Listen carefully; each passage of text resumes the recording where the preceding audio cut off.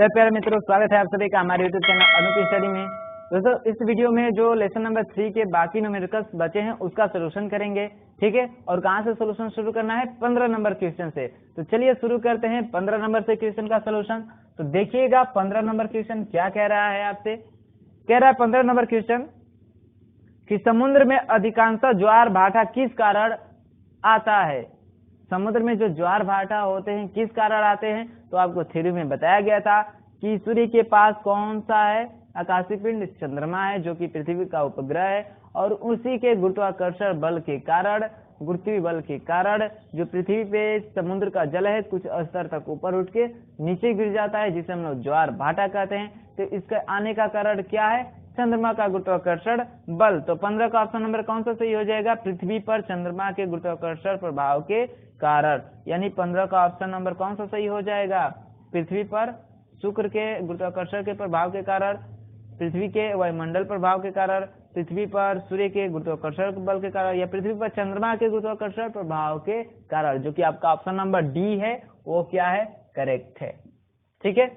तो जो पृथ्वी पर समुद्र में अधिकांश ज्वार भाटा किस कारण आते हैं? तो चंद्रमा के गुरुत्वाकर्षण बल के प्रभाव के कारण। ये क्वेश्चन आपको पॉलिटेक्निक के गुरुत्वाकर्षण नामक चैप्टर में मिलेगा, ठीक है। इसके मैक्सिमम क्वेश्चन आपको वहां पे मिलेगा, वहां पे आपको डिटेल में समझाई गई है, आप वहां पे जाके जरूर देख लीजिएगा। उसका जो लिंक है आपको डिस्क्रिप्शन में दे दिया जाएगा, ठीक है। चलिए देखिए 16 नंबर क्वेश्चन। 16 नंबर क्वेश्चन देखिए क्या कह रहा है। यहाँ पे मैं बता दे रहा हूँ, आपको पूरी डिटेल तरह से समझना है तो वहां पे आप जाके समझ सकते हैं, ठीक है। देखिए 16 नंबर में क्या कह रहा है। जब हम भूमध्य रेखा से उत्तरी ध्रुव की ओर जाते हैं तो जी का मान क्या होता है? ध्रुवों पे भाई जी का मान अधिक होता है। तो यदि हम कहीं से भी, ठीक है, मान लीजिए मैं यहीं पे हूँ और यहाँ से मैं भूमध्य रेखा ध्रुवों पे जाऊं, मैं उत्तरी ध्रुव पे जाऊं या दक्षिणी ध्रुव पे जाऊं, जी का मान क्या होगा? बढ़ेगा। जी का मान क्या होगा? बढ़ेगा, क्योंकि सबसे अधिक ध्रुवों पे होता है। तो आप और कहीं से ध्रुवों की तरफ जाएंगे तो वहां पे जी का मान ऑलरेडी क्या होगा? बढ़ेगा आपका। तो ऑप्शन नंबर कौन सा सही होगा? बढ़ता है। 16 का ऑप्शन नंबर सी करेक्ट हो जाएगा, ठीक है। ऑप्शन नंबर सी करेक्ट होता है, बढ़ता है, ठीक है। 17 नंबर क्वेश्चन देखिए 17 क्या कह रहा है इसमें। कह रहा है कि गुरुत्व की त्रिज्या के अंतर्गत मुक्त रूप से गिरती हुई वस्तु का भार होता है, अधिकतम होता है, न्यूनतम होता है, परिवर्तित होता है, शून्य होता है। मैं आप लोग को बता रहा हूं, आप लोग मेले में झूले पे बैठे हैं, झूले पे जो गोल गोल बड़ी से चरखी होती है उस पे बैठे हैं। अगर कोई बैठा होगा तो आप लोग अनुभव किए होंगे कि जब ऊपर की तरफ जाती है वस्तु तो भार में ज्यादा महसूस होता है, लगता है कि हम लोग का वेट क्या है? ज्यादा हो रहा है। लेकिन जैसे ही टॉप पोजीशन पे जाके जब नीचे की तरफ आना शुरू करती है तो लगता है कि हमारा भार शून्य हो गया है, हम लगता है कि छोड़ देंगे तो ऊपर चले जाएंगे, ठीक है। तो क्या होता है, जब कोई भी वस्तु गुरुत्वीय बल के प्रभाव में ऊपर से स्वतंत्रता पूर्वक नीचे गिराई जाती है तो उस समय जी का मान शून्य होता है। क्या होता है? शून्य होता है, ठीक है। तो कौन सा सही हो जाएगा?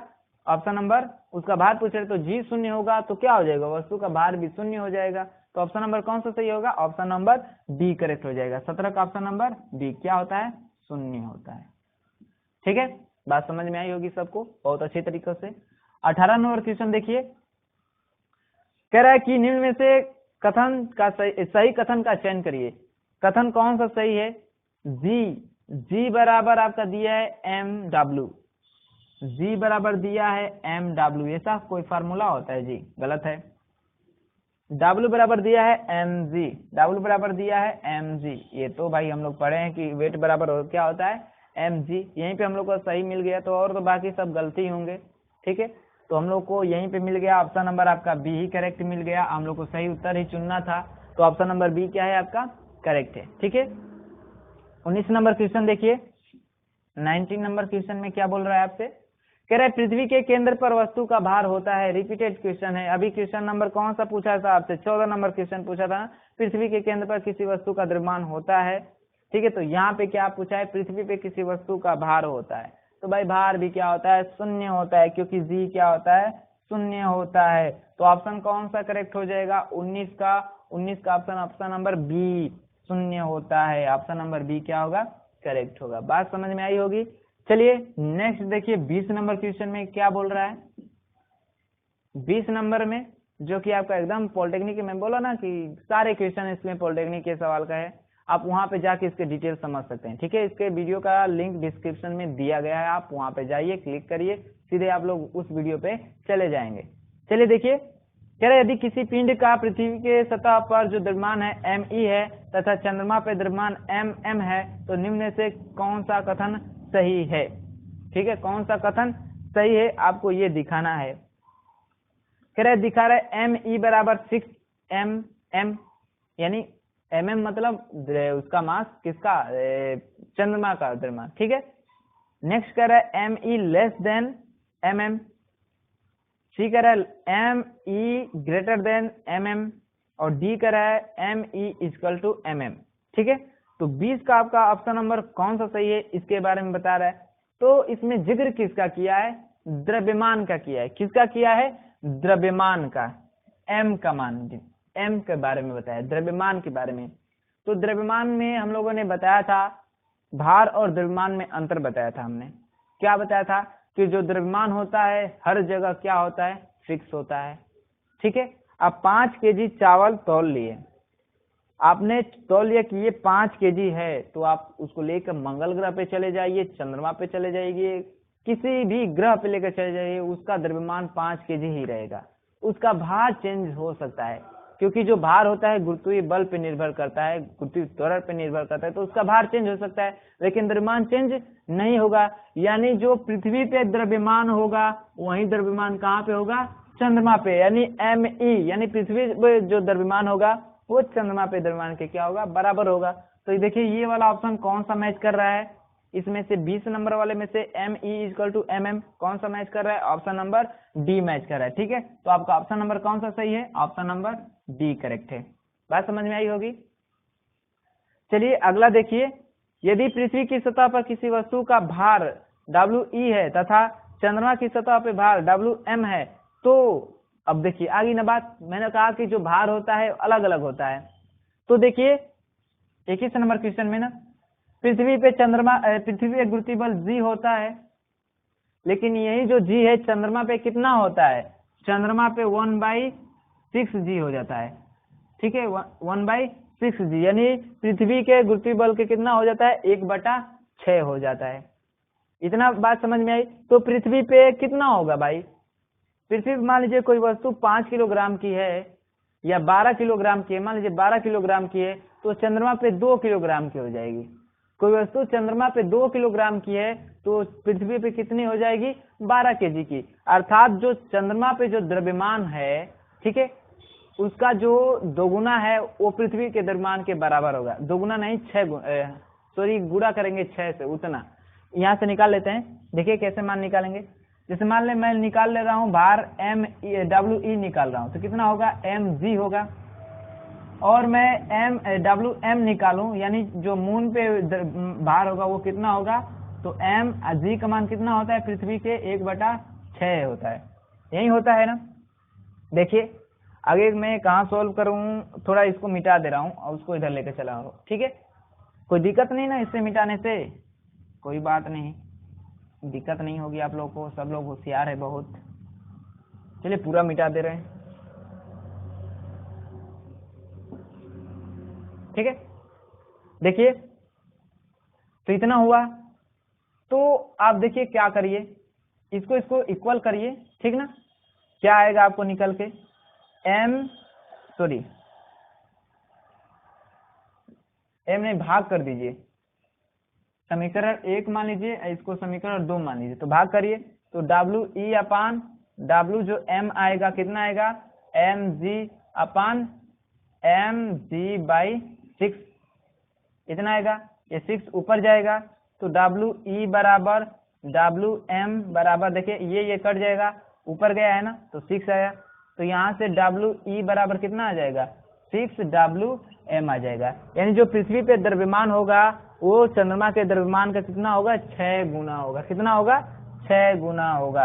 ठीक है, तो ये रिलेशन निकल गया। देखिए ये रिलेशन किसी से मैच कर रहा है, WE बराबर 6WM। कौन सा ऑप्शन मैच कर रहा है इससे, आपका option number A he match कर रहा है। कौन सा, option number A he match कर रहा है। इसका सोल्यूशन है यहाँ से। बात समझ में आई ना। ठीक है, बहुत सिंपल था, आप लोग आसानी से कर सकते थे। ठीक है, तो कौन सा ऑप्शन सही हुआ? ऑप्शन नंबर ए करेक्ट हुआ। नोट करिएगा इसे 21 नंबर क्वेश्चन तक। और फिर हम लोग देखते हैं आगे 22 नंबर क्वेश्चन, नोट कर लीजिए। देखिए 22 नंबर क्वेश्चन, 22 नंबर क्वेश्चन में क्या कह रहा है आपसे? कह रहा है पृथ्वी का पलायन वेग होता है, सबको पता है कितना होता है पृथ्वी पे पलायन वेग? 11.2 किलोमीटर पर सेकेंड होता है। चंद्रमा पे कितना है? 2.83 किलोमीटर पर सेकेंड होता है, इतना ही होता है ना। तो पृथ्वी पे पूछा है 11.2 किलोमीटर पर सेकेंड, तो कौन सा ऑप्शन सही हो जाएगा? 11.2 किलोमीटर पर सेकेंड। ठीक है, 11.2 किलोमीटर पर सेकेंड कौन सा ऑप्शन है भाई? इसमें तो दिया ही नहीं 11.2 किलोमीटर पर सेकेंड। 22 का ऑप्शन कौन सा सही है? 22 का ऑप्शन डी मारा है, लेकिन वो मीटर पर सेकेंड हो, आप उसको करेक्शन कर लीजिएगा, किलोमीटर पर सेकेंड होता है। 1 सेकेंड में इतनी की स्पीड होनी चाहिए। ठीक है, तो आप लोग ऑप्शन को उसको करेक्शन को सुधार लीजिएगा, मीटर पर सेकेंड नहीं किलोमीटर पर सेकेंड है। ठीक है, 1.2 किलोमीटर पर सेकेंड जो कि आपका ऑप्शन नंबर डी है, उसमें मीटर पर सेकेंड लिखा है, मीटर पर सेकेंड नहीं किलोमीटर पर सेकेंड होता है। बात समझ में आई है ना? चलिए 23 नंबर क्वेश्चन देखिए। 23 नंबर क्वेश्चन में कह रहा है किसी तुल्यकाली उपग्रह की पृथ्वी की सतह से ऊंचाई लगभग कितनी होती है?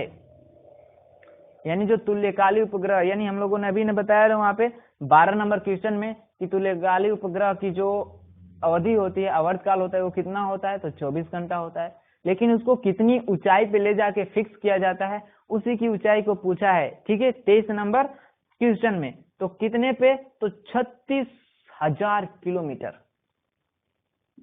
36,000 किलोमीटर की ऊंचाई पे ले जाके और उसको छोड़ा जाता है। कितने? 8 किमी प्रति सेकेंड के वेग से छोड़ा जाता है उसको, और वो भी क्षैतिज पे। ठीक है, यानी ले जाते हैं जिस पॉइंट से उसके क्षैतिज रेखा में 8 किलोमीटर पर सेकेंड के वेग से, इतनी ऊंचाई पे ले जाने के बाद 8 किलोमीटर पर सेकेंड के वेग से छोड़ देते हैं, तो वो भू-अस्थायी उपग्रह तुल्यकाली उपग्रह के रूप में पृथ्वी के साथ चक्कर लगाने लगता है, जिसका आवर्तकाल 24 घंटा का होता है, पृथ्वी के घूर्णन अक्ष के बराबर, एक घूर्णन करने में जितना लगता है। ठीक है, तो 23 का ऑप्शन नंबर कौन सा सही हो जाएगा? आपका ऑप्शन नंबर ए करेक्ट हो जाएगा। ठीक है, ऑप्शन नंबर ए क्या हो जाएगा? करेक्ट हो जाएगा। बात समझ में आई होगी। चलिए नेक्स्ट देखिए 24 नंबर क्वेश्चन। 24 नंबर क्वेश्चन में क्या कह रहा है? कह रहा है दो वस्तुएं वेक्स तथा वाई क्रमशः 20 किलोग्राम तथा 8 किलोग्राम की हैं, उन्हें 10 मीटर की ऊंचाई से एक साथ गिराया जाता है, तो उनको पृथ्वी पे पहुंचने में कितना समय लगेगा? यही पूछ रहा है। एक्स भूमि पर पहले पहुंचेगी, वाई भूमि पर पहले पहुंचेगी, एक्स वाई दोनों एक साथ पहुंचेगी, जो कि ऑप्शन नंबर करेक्ट है। क्यों? इसका भी जिक्र हमने कर लिया है पॉलिटेक्निक के फिजिक्स के लेसन में, जो कि आपको मैंने बार बार बोल रहा हूँ कि यहाँ पे देख लीजिए। ठीक है, वहां पे आप लोग जाके देख के समझ सकते हैं। ठीक है, तो कौन सा सही हो जाएगा? दोनों एक साथ गिरेंगे, ऑप्शन नंबर सी करेक्ट होगा। उनके द्रव्यमान पे मत जाइए कि ये इसका ज्यादा द्रव्यमान है तो वो पहले गिरेगी, जिसका कम द्रव्यमान है वो बाद में गिरेगी, ऐसी बात नहीं है। ठीक है, उसका सोल्यूशन भी वहां पे कराया गया है, निकाला गया था न्यूटन के दूसरे समीकरण से, वहां पे एस का मान। ठीक है, वहां पे फिर समय निकाले थे हम लोगों ने, कितना आता है। ठीक है, तो वहां से आप लोग आसानी से ज्ञात कर सकते हैं। जाके डिस्क्रिप्शन में वीडियो को जरूर देख लीजिएगा आप लोग। ठीक है, नहीं तो नहीं समझ में आए तो फिर आप लोग कमेंट करिएगा, मैं इसको दोबारा समझा दूंगा। बात समझ में आई? चलिए देखिए 25 नंबर क्वेश्चन आगे। 25 नंबर क्वेश्चन में क्या कह रहा है? कह रहा है कि एक 200 न्यूटन का बल 4 मीटर स्क्वायर के क्षेत्रफल पे लगाया जाता है, दाब होगा P होगा। P बराबर क्या होता है? F/A ही होता है ना, एकांक क्षेत्रफल पे लगने वाले बल का मान दिया है आपका 200 न्यूटन, एरिया दिया है कितने का? 4 मीटर स्क्वायर का, एरिया दिया है आपका 4, कटा दीजिए कितना भाई हो जाएगा? 50 पास्कल, 50 पास्कल या न्यूटन प्रति मीटर स्क्वायर। ठीक है, तो ऑप्शन कौन सा सही हो जाएगा? कितना आया है? 50 पास्कल या न्यूटन प्रति मीटर स्क्वायर। आपका ऑप्शन नंबर बी करेक्ट है। ठीक है, ऑप्शन नंबर बी। मात्रक आप जो भी लिख सकते हैं, पास्कल लिखिए या न्यूटन प्रति मीटर स्क्वायर, क्योंकि बल का मात्रक न्यूटन, एरिया का मात्रक मीटर स्क्वायर। बात समझ में आई होगी, बहुत सिंपल न्यूमेरिकल्स था। आगे देखिए 26 नंबर क्वेश्चन में क्या बोल रहा है आपसे? 26 नंबर क्वेश्चन में बोला निम्नलिखित में से अधिकतम घनत्व होता है, किसका जो होता है अधिकतम घनत्व होता है? जल का, बर्फ का, He यानी हीलियम गैस का, या O2 ऑक्सीजन गैस का, किसका होता है? तो 26 का ऑप्शन नंबर ए, जो जल का घनत्व होता है वो सबसे ज्यादा होता है। ठीक है, क्या होता है? सबसे ज्यादा होता है, 1000 होता है। ठीक है, तो ऑप्शन नंबर ए हो गया किसका, जल का। कितना होता है, 1000 घनत्व होता है जल का, 10 to the power 3 होता है। ठीक है, आगे देखिए 27 नंबर क्वेश्चन।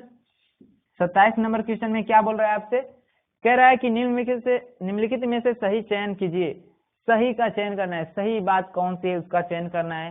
कह रहा है P proportional V, P proportional V, ये जो आपके नियम है ना, चार्ल्स नियम, बायल्स नियम, ठीक है, और एक नियम था उसके बाद उससे है रिलेटेड, तो कौन सा नियम इसमें से करेक्ट है वही बताना है।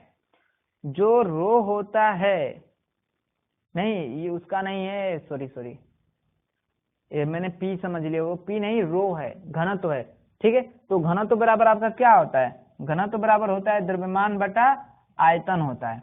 ठीक है, द्रव्यमान बटा आयतन। यदि हम इसमें द्रव्यमान को, क्योंकि हमको इसके बीच रिलेशन निकालना है, ऑप्शन में सब यही दिया है, तो यदि इसको मैं नियत मानूं तो रो प्रोपोर्शनल क्या आ जाएगा, 1/v। देखिए ये वाला ऑप्शन कौन सा मैच कर रहा है, मैं उसको चार्ल्स नियम, बायल्स नियम बता दिया मैंने, सॉरी जो रो है उसको मैंने पी समझा, दूर से थोड़ा देखा तो पी समझा, लेकिन पी नहीं है। ठीक है ना, आपका जो घनत्व वाला फार्मूला है ना, द्रव्यमान घनत्व बराबर द्रव्यमान बटे आयतन, इसमें यदि इसको मैं कांस्टेंट मान लूं तो घनत्व व्युत्क्रमानुपाती होता है आयतन के, यानी रो प्रोपोर्शनल 1/v। ऑप्शन नंबर आपका सी ही दिख रहा है। ठीक है, ऑप्शन नंबर सी करेक्ट है। कौन से क्वेश्चन का, 27 नंबर क्वेश्चन का। बात समझ में आई होगी। चलिए देखते हैं इस लेसन का लास्ट क्वेश्चन, 28 नंबर का क्वेश्चन, जिसके साथ ही ये वीडियो समाप्त हो जाएगा और ये लेसन भी समाप्त हो जाएगा। तो चलिए देखते हैं 28 नंबर क्वेश्चन को। इसका मिलान करना है। देखिए हर लेसन में लास्ट जो क्वेश्चन है मिलान करने वाला ही है।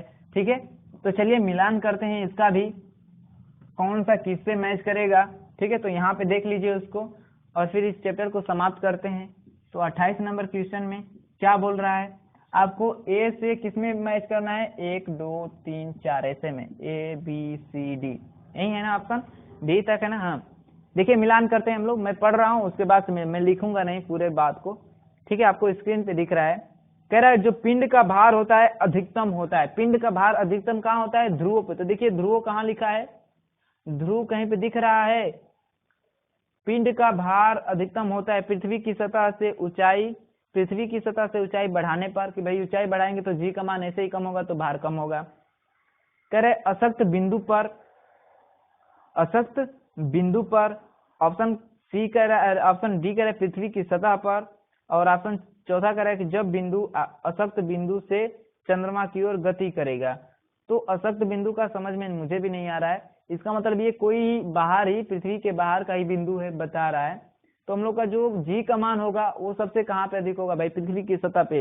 वहां पृथ्वी की सतह पे भी कहाँ होगा, तो ध्रुवों पे सबसे अधिक होगा। अब उसकी सतह से ऊपर गए और नीचे गए तो भार का मान क्या होगा, कम होगा। तो जो ए है वो कहाँ पे जाके मिलेगा आपसे, 3 नंबर पे मिलेगा। ठीक है, और आगे देखिए कह रहा है कि पिंड का भार घटेगा। अब पिंड का भार घटेगा, मैंने बताया कि जब पृथ्वी की सतह से ऊपर जाएंगे तो क्या होगा, पिंड का भार घटेगा, क्योंकि जी का मान क्या होता है, कम होता है। तो बी किससे मैच किया, ए से। आगे देखिए कह रहे पिंड का भार बढ़ेगा, पिंड का भार बढ़ेगा, कब बढ़ेगा इसकी बात कर रहा है। तो जब बिंदु अशक्त बिंदु से चंद्रमा की ओर गति करेगा। ठीक है, चंद्रमा की ओर गति करेगा तो जो भार का मान है वो क्या होगा, बढ़ेगा, क्योंकि अब गुरुत्वाकर्षण बल चंद्रमा का लगने लगेगा। फिर कह रहे पिंड का भार शून्य होगा, कब शून्य होगा, तो अशक्त बिंदु पे। अशक्त बिंदु का मतलब हमको लग रहा है कहाँ पे माना है, उसके केंद्र पे माना है। ठीक है, केंद्र पे। तो कौन सा हो जाएगा, सॉरी तीसरे पे ले जा रहा है, डी का ऑप्शन कौन सा है, डी किससे मैच करेगा, 2 से मैच करेगा। तो चलिए देखिए इसमें से ऑप्शन कौन सा सही है, आपके जो ए बी सी ऑप्शन दिए इसमें से कौन सा सही है। ए देखिए ऐसे ऑप्शन दिया है आपका ए बी सी, हर बार बताते हैं। ठीक है, ए किससे मैच किया है, किससे मैच किया है, 3 से। बी किससे मैच किया है, 1 से।